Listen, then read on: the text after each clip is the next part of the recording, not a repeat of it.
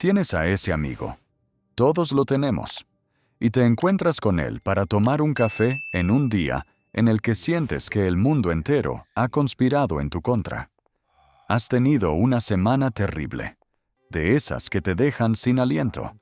Tu jefe te gritó, tu coche se averió y te sientes absolutamente drenado, como si estuvieras arrastrando el peso de tu propia existencia. Te sientas frente a él, ansioso por desahogarte, desesperado por encontrar solo un pequeño momento de conexión genuina, un refugio donde tu voz importe. Tomas aire, miras a los ojos de esa persona en la que confías y dices, «Hombre, he tenido unos días muy difíciles». Pero entonces, antes de que puedas siquiera terminar la frase, antes de que tu dolor pueda aterrizar en el espacio compartido, él interviene rápidamente diciendo, «Oh, cuéntamelo a mí. Mi semana fue una locura. Tuve 3 reuniones seguidas, y luego me llamó mi casero». Y así, con esa simple interrupción, el foco de atención cambia irreversiblemente. En un abrir y cerrar de ojos, tu dolor desaparece del escenario, siendo reemplazado instantáneamente por el suyo. Te sientas ahí asintiendo, sonriendo por educación, lanzando un ocasional «vaya» o «de verdad» para llenar el vacío, pero por dentro sientes algo más, una punzada fría y silenciosa.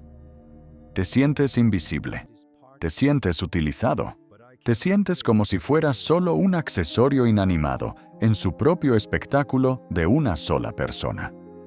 Sales de esa interacción sin sentirte apoyado, sino sintiéndote exhausto, drenado, vacío, con una soledad que pesa más que cuando llegaste. Si esto te suena familiar, si has vivido esta escena una y otra vez, estás lidiando con lo que los psicólogos llaman un narcisista conversacional. Pero aquí hay una vuelta de tuerca que cambia todo lo que creías saber sobre ellos.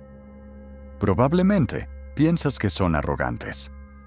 Probablemente piensas que están obsesionados consigo mismos, enamorados del sonido de su propia voz.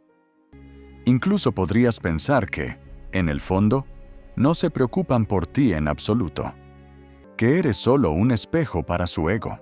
Pero la psicología sugiere algo muy diferente, algo que toca las raíces mismas del sufrimiento humano. No están hablando para lucirse, están hablando para sobrevivir. Friedrich Nietzsche ya hablaba de esto cuando describía cómo el ser humano huye de sí mismo, cómo teme enfrentarse al abismo de su propio interior. Hoy vamos a mirar debajo de la máscara de confianza que llevan estas personas para encontrar el vacío aterrador que se esconde debajo. Hay un extraño tipo de alivio que llega cuando una experiencia finalmente tiene un nombre, porque hasta entonces asumes silenciosamente que el problema eres tú. Te dices a ti mismo que eres demasiado sensible, demasiado necesitado, demasiado dramático por querer una conversación que realmente se sienta mutua. Te preguntas por qué sales de ciertas interacciones sintiéndote más pequeño que cuando llegaste. ¿Por qué compartir algo personal, de alguna manera, te hace sentir más solo? La psicología tiene una palabra para este patrón preciso: narcisismo conversacional. Y antes de ir más allá, antes de que los juicios se endurezcan, seamos absolutamente claros sobre lo que esto no es. Esto no es un diagnóstico clínico. No es lo mismo que el trastorno de personalidad narcisista que requiere intervención psiquiátrica. Y, sobre todo, no significa que la persona que tienes enfrente sea un villano malintencionado que disfruta robando tu luz. El narcisismo conversacional describe un patrón de comportamiento, una respuesta automática, no una identidad fija e inamovible. Es lo que sucede cuando las conversaciones dejan de ser espacios compartidos, donde dos almas se encuentran, y comienzan a convertirse en escenarios unilaterales. Es cuando una persona redirige consistentemente la atención hacia sí misma, a menudo sin siquiera darse cuenta de que lo está haciendo, empujada por una fuerza invisible. Y he aquí, ¿por qué nombrar este fenómeno importa tanto? Cuando una experiencia no tiene nombre, se interioriza como vergüenza. No piensas que acaba de suceder algo insalubre en la dinámica. Piensas que algo anda mal contigo por sentirte así de desplazado. Pero en el momento en que puedes nombrar el patrón, la confusión se levanta como la niebla. No eras aburrido. No estabas pidiendo demasiado. No eras invisible porque carecieras de valor. Estabas respondiendo a una dinámica donde el espacio emocional no se estaba compartiendo. Estaba siendo ocupado por completo. Nombrar la experiencia no significa etiquetar a las personas para condenarlas. Significa recuperar la claridad sobre tu propia realidad. Te permite salir de la autoculpa y adentrarte en la comprensión. Y la comprensión es el primer paso hacia algo profundamente poderoso. No la confrontación hostil, no la distancia fría, sino el discernimiento. Porque una vez que puedes ver el patrón, una vez que entiendes la maquinaria que lo impulsa, puedes decidir conscientemente qué tan cerca quieres pararte de él. Cuando las personas dominan las conversaciones, nuestro primer instinto es juzgar con dureza. Asumimos que son arrogantes, absortos en sí mismos, buscando dominar a los demás como una manifestación torpe de poder. Se siente natural etiquetar su comportamiento como egoísta, especialmente después de alejarse sintiéndose tan invisible y despojado. Pero la psicología, al igual que la filosofía profunda, nos pide que hagamos una pausa antes de juzgar, porque lo que parece confianza en la superficie es a menudo algo completamente diferente en el fondo. Nietzsche entendía que muchas de nuestras aparentes fortalezas son en realidad compensaciones por nuestras debilidades más profundas. Muchas personas que constantemente redirigen las conversaciones hacia sí mismas no intentan impresionarte. Están intentando mantenerse a flote en un mar de inseguridad. Su hablar no es una actuación majestuosa destinada a elevarlos por encima de los demás. Es un mecanismo de afrontamiento desesperado, diseñado para mantener a raya algo mucho más incómodo y aterrador: el silencio.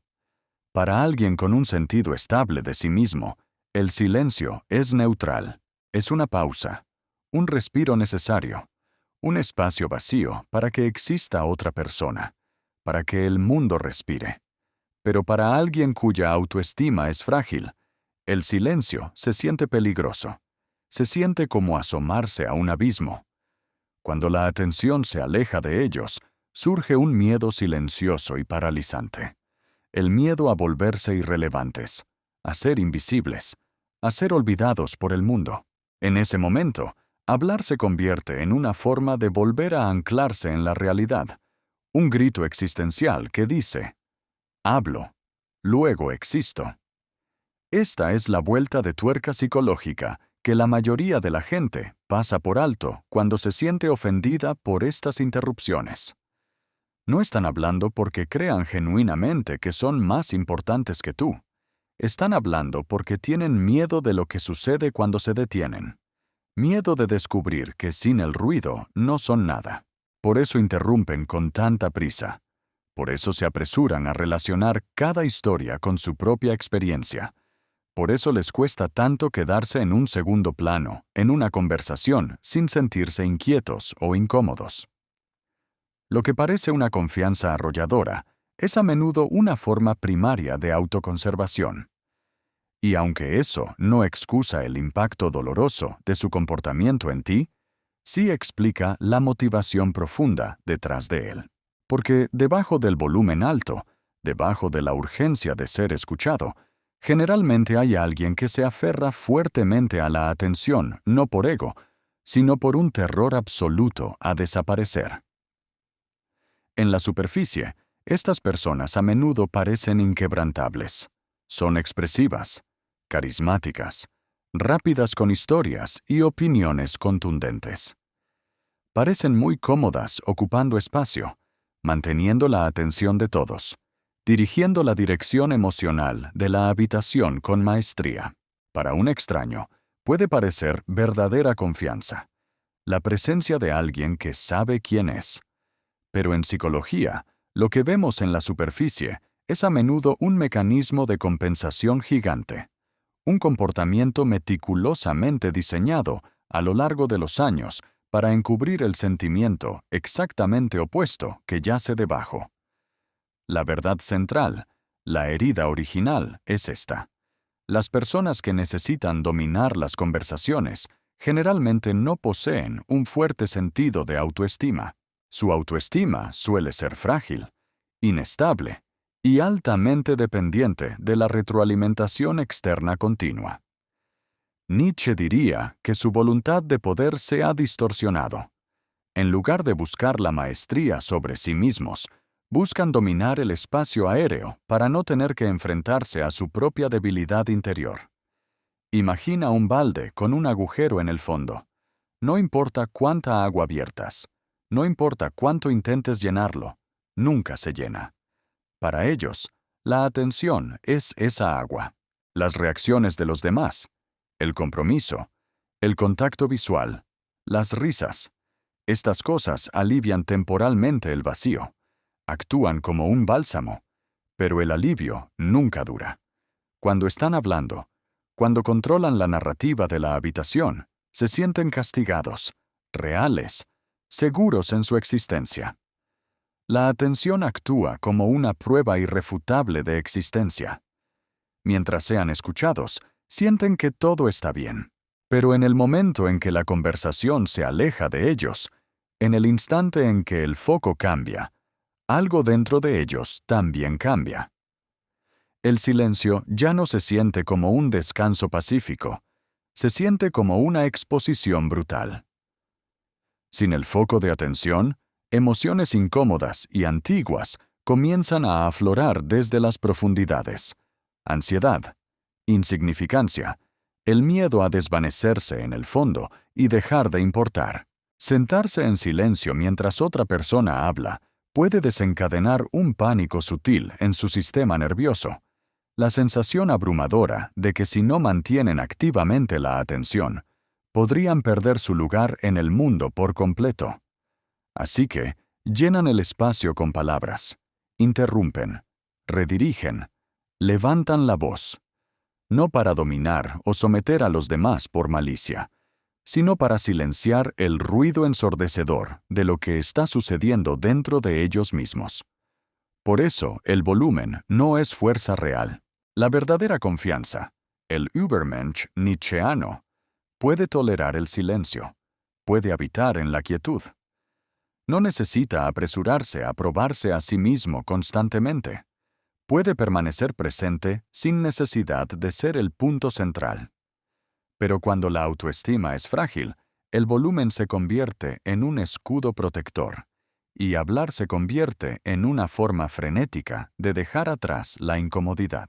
Lo que parece dominio es a menudo desesperación disfrazada, un esfuerzo constante por mantenerse visibles para no tener que enfrentar el miedo a sentirse invisibles en absoluto. Para entender mecánicamente por qué las conversaciones con estas personas se sienten tan agotadoras e insatisfactorias, debemos observar el mecanismo debajo del comportamiento. El sociólogo Charles Derber describió dos formas principales en que las personas responden a los demás en la conversación: la respuesta de apoyo y la respuesta de cambio. Esta simple distinción explica casi todo sobre por qué algunas interacciones se sienten profundamente conectivas y otras te dejan completamente drenado.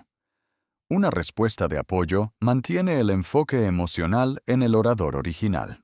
Si dices, he estado pensando en cambiar de carrera, una respuesta de apoyo suena como, oh, ¿de verdad? ¿Qué te ha hecho sentir así? Nota lo que sucede. La atención se queda contigo. La conversación se mueve hacia lo profundo. Hay espacio seguro para que tu experiencia se desarrolle y sea validada. Una respuesta de cambio hace algo muy diferente y destructivo. Tú dices, he estado pensando en cambiar de carrera. Y ellos responden rápidamente, oh, sí, yo cambié de trabajo el año pasado y fue un caos. Mi jefe era imposible, y el estrés casi me rompe.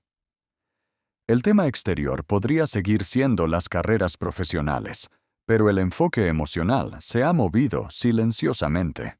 El foco de atención ha cambiado de regreso a ellos. Las personas que dominan las conversaciones dependen en gran medida, a menudo de manera completamente inconsciente, de estas respuestas de cambio. Es un reflejo, casi un acto automático de supervivencia. Pero aquí está la parte que rara vez se discute. Las respuestas de apoyo requieren algo emocionalmente muy difícil para ellos. Requieren paciencia. Requieren ceder el control del escenario. Requieren sentarse en el mundo emocional de otra persona, sin convertirse en el centro de él. Para alguien cuyo sentido de sí mismo depende exclusivamente de la atención externa, esa posición de oyente se siente profundamente insegura.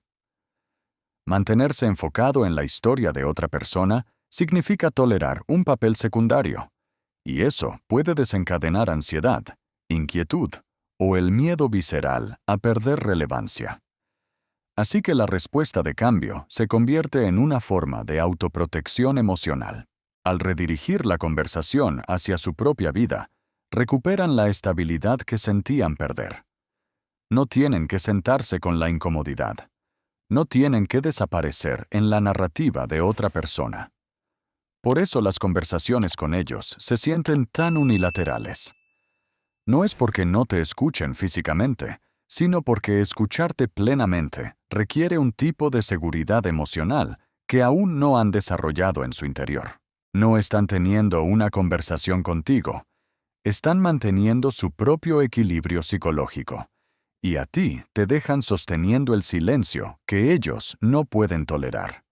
Uno de los patrones más confusos y silenciosamente dañinos en estas dinámicas es algo que los psicólogos a menudo describen como sufrimiento competitivo. Ocurre cuando el dolor deja de ser una experiencia compartida y comienza a convertirse en algo que se compara, una carrera hacia el fondo. Mencionas que estás exhausto. Ellos de repente están mucho más exhaustos. Hablas de una semana estresante. Ellos, sin falta, han tenido la semana más estresante de toda su vida. Te abres sobre un momento de angustia o desamor, y ellos responden con una historia tan intensa que parece diseñada específicamente para eclipsar la tuya por completo. En la superficie, puede parecer una forma de empatía. Después de todo, están compartiendo algo similar, ¿verdad?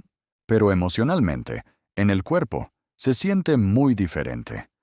En lugar de que tu experiencia sea recibida con espacio, curiosidad o cuidado genuino, es inmediatamente medida y silenciosamente superada. Tu dolor no aterriza, se sobrescribe. Esto no se debe a que crean que tu sufrimiento carece de importancia o que son intrínsecamente crueles. Es porque el dolor, para ellos, se ha convertido en otra forma de mantenerse visibles, otra arena más donde se puede asegurar la tan ansiada atención. En estos momentos, la conversación se convierte en una competencia oscura, donde el objetivo tácito es mantener el título del más afectado, el que más sufre. La voluntad de poder nietzscheana se manifiesta aquí de la forma más trágica. Al no tener poder sobre sí mismos, buscan el poder del mártir, el poder de ser el centro a través de la herida. Y la tragedia es esta. A menudo creen que se están conectando contigo. En su mente, compartir una historia de dolor más grande se siente como un vínculo. Como decir, mira, lo entiendo, yo también sufro. Pero debido a que luchan por sentarse con emociones que no son suyas, buscan su propia experiencia en lugar de quedarse con la tuya. Este patrón aparece en todas partes, en amistades, relaciones románticas, incluso en familias enteras. Con el tiempo, las personas a su alrededor aprenden una lección silenciosa. No vayas allí. No compartas demasiado. Simplemente será asumido y arrebatado. Cuando el dolor se convierte en un concurso, la empatía sale silenciosamente de la habitación.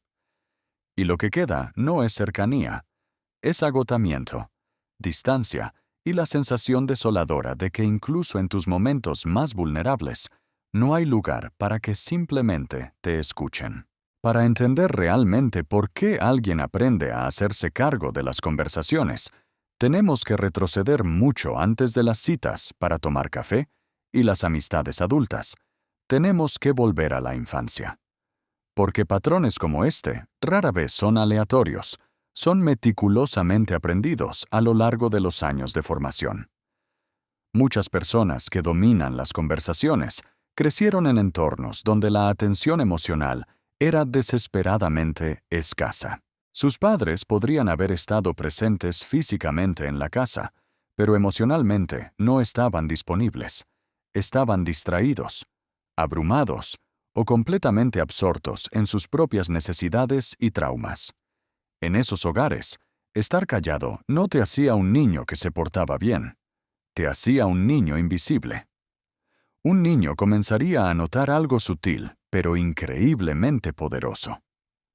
Cuando hablaban en voz alta, cuando contaban historias exageradas o actuaban de alguna manera, eran notados.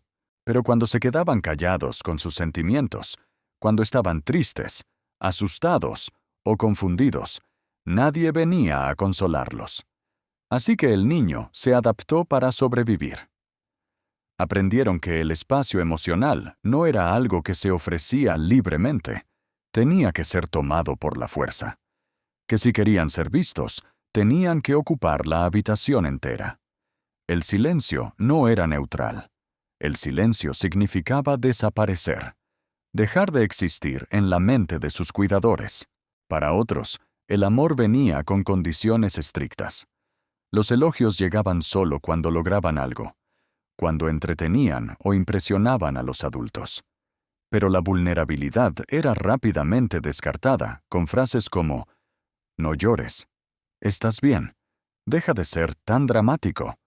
Con el tiempo, aprendieron que quienes eran en su esencia no era suficiente. Solo importaba lo que producían o cómo actuaban. Y luego está la tercera capa, la más profunda. La protección contra la intimidad misma. La verdadera intimidad requiere quietud. Requiere dejar que alguien más hable el tiempo suficiente para que tú seas afectado por sus emociones. Para un niño que aprendió que la cercanía emocional era impredecible o directamente insegura, ese tipo de vulnerabilidad se siente profundamente peligrosa. Así que construyen una defensa masiva, no con paredes de ladrillo, sino con un muro constante de palabras. Hablan para mantenerse en control de la situación. Hablan para evitar ser cuestionados o descubiertos. Hablan para mantener a raya el silencio doloroso que asocian con el abandono. Lo que parece confianza y extroversión en la edad adulta es a menudo una estrategia de supervivencia formada en el crisol de la infancia. Una estrategia que una vez los protegió del dolor, pero que ahora los aísla silenciosamente de las personas que intentan amarlos. Porque cuando el silencio alguna vez significó desaparecer, aprender a dejar de hablar se siente como tener que aprender a existir de nuevo, desde cero. Hay una razón por la que esta dinámica no afecta a todos por igual. ¿Y por qué tú, quizás, te sientes tan drenado? Las personas empáticas tienden a sentir este peso más que nadie. Si eres alguien que escucha profundamente, que nota los pequeños cambios emocionales en el aire, que instintivamente hace espacio para los demás, eres especialmente vulnerable a quedar atrapado en este patrón. No porque seas débil, no porque carezcas de carácter, sino porque eres receptivo y estás cableado para sintonizar. Cuando un narcisista conversacional domina el espacio, las personas empáticas compensan naturalmente el desequilibrio. Asientes con la cabeza. Afirmas lo que dicen. Haces preguntas de seguimiento para mostrar interés. Sostienes un peso emocional enorme que no te está siendo devuelto en absoluto. Sin darte cuenta, te conviertes en el contenedor humano de las necesidades insatisfechas de otra persona. Y el costo de esto es sutil, pero profundamente acumulativo. Sales de las conversaciones sintiéndote pesado, pero no puedes explicar exactamente por qué.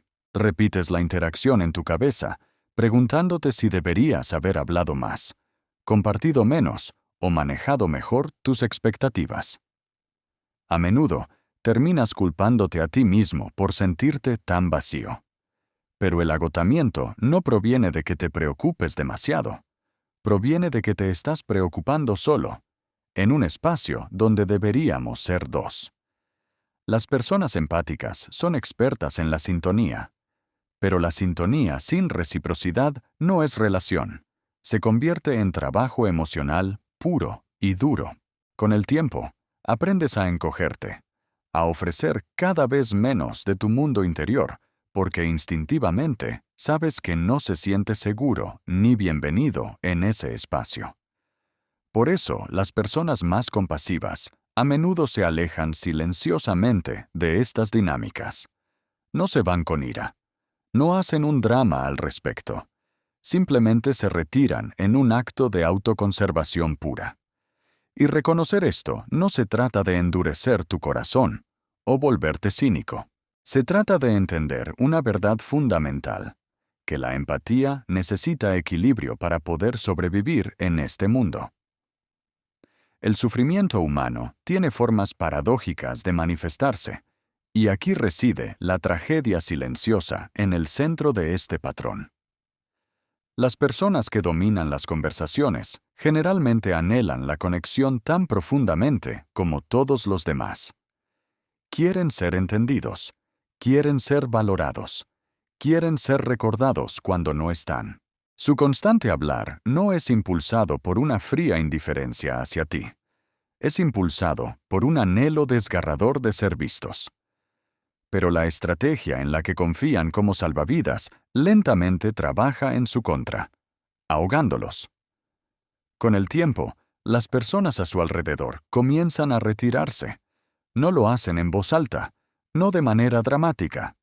Simplemente dejan de compartir historias personales con ellos. Mantienen las conversaciones ligeras y superficiales. Cancelan planes con más frecuencia. Eventualmente, se desvanecen de sus vidas. Lo que le queda a la persona que habla demasiado es un amplio círculo de conocidos, personas con las que tomar unas copas, personas con las que charlar casualmente, pero muy pocos que realmente los conozcan. Muy pocos que se sientan lo suficientemente seguros como para permanecer presentes en verdaderos momentos de vulnerabilidad. Y aquí es donde la soledad se profundiza hasta convertirse en un abismo. Miran a su alrededor y se preguntan genuinamente por qué las relaciones nunca parecen durar, por qué los demás se sienten distantes, por qué la conexión profunda siempre se siente fuera de su alcance. A menudo se experimentan a sí mismos como las víctimas de un malentendido universal, completamente inconscientes de que el mismo comportamiento que usan para asegurar la cercanía es exactamente lo que aleja la intimidad. Están rodeados de voces, de ruido, de gente, y sin embargo están emocionalmente solos. Y la parte más dolorosa, la que requiere más compasión, es esta. Rara vez saben cómo detenerse, porque dejar de hablar significaría enfrentarse de cara al silencio que aprendieron a temer hace mucho tiempo, cuando eran niños invisibles. Así que el ciclo continúa trágicamente. Conexión perseguida, intimidad perdida, soledad reforzada, dejando a ambas partes de la conversación silenciosamente insatisfechas. Entonces, frente a esta realidad, ¿qué hacemos con todo esto? Ya sea que seas tú el que sigue saliendo de las conversaciones sintiéndose agotado, o seas el que silenciosamente se reconoció a sí mismo en estos patrones mientras escuchaba, la respuesta no es la culpa. Como nos enseñaría la filosofía profunda, la culpa es inútil frente a las adaptaciones de supervivencia. La respuesta es la conciencia. Si eres el oyente empático, comprende profundamente esto. La necesidad del otro de dominar la conversación no es un reflejo de tu valor. Es un reflejo exclusivo de su hambre. No eres aburrido. No eres invisible. Simplemente estás pidiendo una presencia mutua que la otra persona, en este momento, no tiene la capacidad de dar. Y está bien. Es necesario establecer límites que suenen amables, pero que sean firmes. Puedes decir algo como, realmente necesito un momento para terminar lo que estoy diciendo. Si ese espacio no puede ser respetado por el otro, eso no es crueldad de tu parte, es claridad. Es proteger tu propia energía y tu propio derecho a existir en la conversación. Y si te ves del otro lado, si te das cuenta de que tú eres el que llena el vacío con palabras, toma un respiro profundo. La conciencia no es una acusación, no es una condena, es una invitación a la transformación. El dolor que causaste no fue malicia, fue tu propia herida hablando. La próxima vez que estés en una conversación, intenta un pequeño experimento de valentía. Haz una pregunta genuina y luego resiste, con todas tus fuerzas, el impulso de seguirla inmediatamente con tu propia historia. Siéntate en el silencio. Siente la incomodidad sin apresurarte a escapar de ella. Siente cómo el abismo no te traga. Podrías darte cuenta de algo increíblemente importante y liberador. No desapareces cuando dejas de actuar. No pierdes tu valor cuando dejas de competir desesperadamente por la atención. Descubrirás que puedes existir simplemente siendo testigo del otro. La verdadera conexión no proviene de ser la persona más interesante de la habitación, de tener la mejor historia o el mayor sufrimiento. Proviene de ser lo suficientemente valiente, lo suficientemente interesado, como para mantenerse presente en el silencio y dejar que el otro exista a tu lado. Si estas palabras te han ayudado a sentirte visto, no estás solo. No hay nada malo en ti. Tu mente simplemente aprendió esto por una razón. ¿Qué parte de esto sentiste más en tu propia vida? Este canal está aquí para explorar estas profundidades.